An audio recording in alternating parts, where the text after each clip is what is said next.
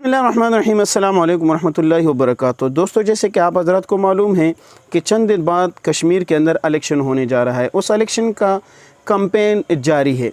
उस कैंपेन के चंद तस्वीर सोशल मीडिया पर गर्दिश कर रहे हैं, जिसमें जमीयत उलमा इस्लाम का परचम तहरीक इंसाफ के परचम के साथ नज़र आ रहा है, जिसमें अब्दुल्ला शाह मज़हर साहब तहरीक इंसाफ के रहनुमाओं के साथ एक स्टेज पर बैठे हुए नज़र आ रहे हैं। सवाल ये उठाया जा रहा है कि जमीयत उलमा इस्लाम जो तहरीक इंसाफ को अमीरियत का लेपालक या गोद लिया हुआ बच्चा समझती है और पाकिस्तान के अंदर उसने उनके साथ इत्तेहाद को गलत करार दिया है, तो वो इत्तेहाद कश्मीर के अंदर दुरुस्त और जायज़ कैसे हो गया।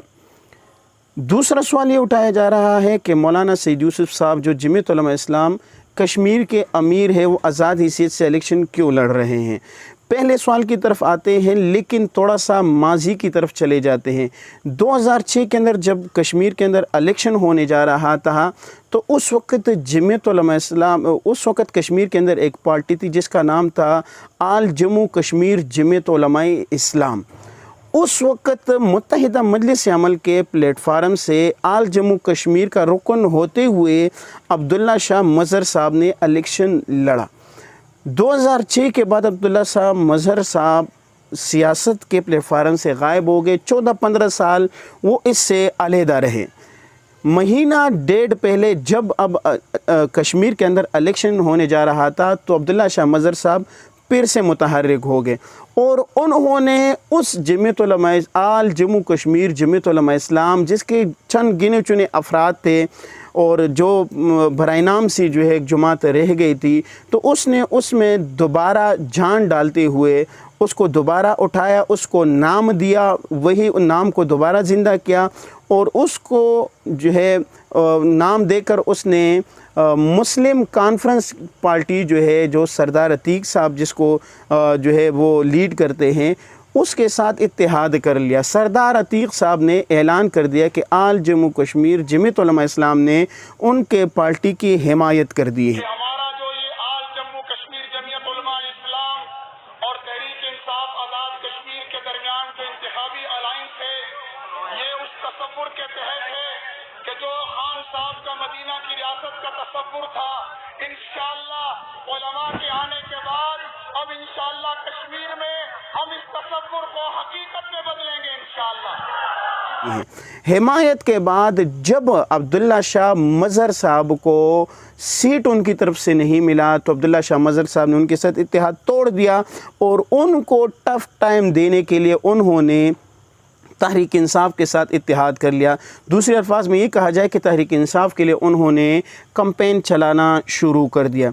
अब्दुल्ला शाह मज़हर साहब ताल्लुक़ रखते हैं LA-25 के साथ, ठीक है। LA-25 में जो है उन्होंने उनके लिए कैंपेन चलाना शुरू कर दिया और उसके साथ जो LA-26 है उनके अंदर भी उनके लिए जो है कैंपेन चलाना शुरू कर दिया। और वहाँ LA-25 के अंदर जो जमीयत उलमा इस्लाम है, ये बात नोट कर ली जाए कि LA-25 के अंदर जमीयत उलमा इस्लाम ने नून लीग से इत्तेहाद कर लिया। दूसरे अल्फाज में कहा जाए कि उनकी हिमायत की है। अब्दुल्ला शाह मज़हर साहब के बारे में मज़ीद अर्ज़ करता चाहूँ कि अब्दुल्ला शाह मज़हर साहब जमीयत उलमा इस्लाम जिसके कायद मौलाना फजलुर रहमान साहब हैं, उसके रुकन नहीं है और ना रहे हैं। फिर सवाल हो सकता है कि अब्दुल्ला शाह मज़हर साहब तो मौलाना साहब के साथ एक स्टेज पे भी नज़र आए हैं, उनके साथ गुज़िश्ता कुछ अर्सा पहले उनके साथ मुलाकात भी, उनके आम मेहमान भी हो गए थे। तो इसका अर्ज़ करता जाऊँ कि अब्दुल्ला शाह मज़हर साहब का मौलाना फजलुर रहमान साहब के साथ ज़ाती ताल्लुक़ात है और मौलाना सईद यूसुफ साहब के साथ भी उनके ज़ाती ताल्लुक़ात है। जमीयत उलमा इस्लाम पाकिस्तान के साथ उनकी कोई ताल्लुक़ नहीं है। अगला सवाल ये है कि फिर अब्दुल्ला शाह मज़हर साहब ने जमीयत उलमा इस्लाम का परचम क्यों इस्तेमाल किया और फिर इसको इस परचम के इस्तेमाल से मना क्यों नहीं किया गया। तो अर्ज़ करता जाऊँ कि जमीयत उलमा इस्लाम ये जो परचम है, ये कई जमातें इस्तेमाल करती है, इस पर जमीयत उलमा इस्लाम की तरफ से कोई पाबंदी नहीं है। नज़रियाती ग्रुप भी कहते हैं कि हमारा परचम यही है, नज़रियाती ग्रुप भी इसको इस्तेमाल करते हैं। मौलाना मोहम्मद ख़ान शेरानी साहब की जो जमात वजूद में आई है, वो भी इसी परचम को जो है इस्तेमाल करते। जमीयत उलमा इस्लाम हिंद जो है वो भी इसी जो है वो परचम को इस्तेमाल करते हैं। मौलाना समीउल हक साहब की जो जुमात है वो भी इसी परचम को इस्तेमाल करती है, तो अब्दुल्ला शाह मज़हर साहब की जो जुमात है आल जम्मू कश्मीर वो भी इसी परचम को इस्तेमाल करती है। तो इसमें हमारी तरफ से कोई रुकावट नहीं है। तो लिहाजा अब्दुल्ला शाह मज़हर साहब का जमीयत उलमा इस्लाम के साथ ताल्लुक़ नहीं है। जमीयत उलमा इस्लाम का तहरीक इंसाफ के मुताल्लिक़ जो मौक़िफ़ था कि अमीरियत की लेपालक है वो आज भी उसी जगह बरकरार है। जमीयत उलमा इस्लाम तहरीक इंसाफ के साथ कहीं भी इत्तेहाद न करेगी और न की है। दूसरे सवाल का जवाब कि मौलाना सईद यूसुफ साहब ने आज़ाद हैसियत से इलेक्शन क्यों लड़ा, इस सवाल का जवाब मैं दूं तो इससे बेहतर है कि इस सवाल का जवाब मौलाना सईद यूसुफ साहब की ज़बानी समात फरमाएँ।